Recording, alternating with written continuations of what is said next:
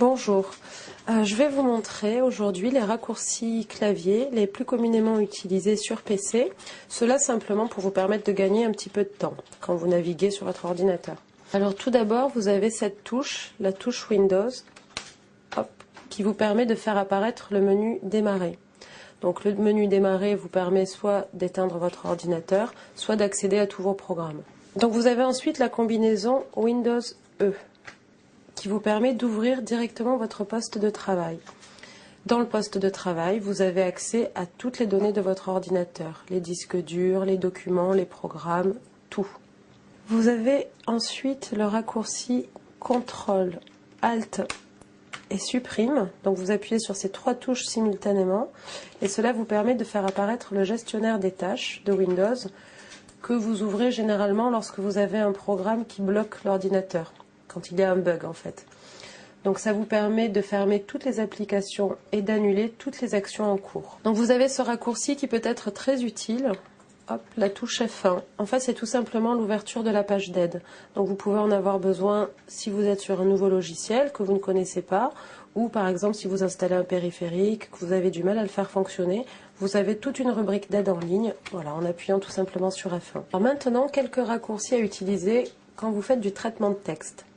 Donc là, par exemple, j'ai une page qui est ouverte. En faisant CTRL A, vous sélectionnez tout le texte, toute la page. Donc là, en l'occurrence, je souhaite effacer tout ce qu'il y a sur cette page. Donc vous avez vu, CTRL A et supprime. Donc un raccourci pour retourner sur le bureau, Windows D. Là, je viens chercher le second texte. Je fais de nouveau une sélection de l'intégralité du texte en faisant CTRL A. Donc ce raccourci, vous vous en servirez très souvent. Cette fois-ci, je ne veux pas supprimer le texte, mais je veux l'amener sur la page où j'étais tout à l'heure. Donc je vais le copier, en fait, je vais faire un copier-coller. Donc le copier, c'est très simple, c'est CTRL-C pour copier. Ça, on s'en sert très fréquemment. Donc je répète, CTRL-C. Ensuite, vous revenez sur la page vierge. Et là, vous collez le texte. Donc CTRL-V.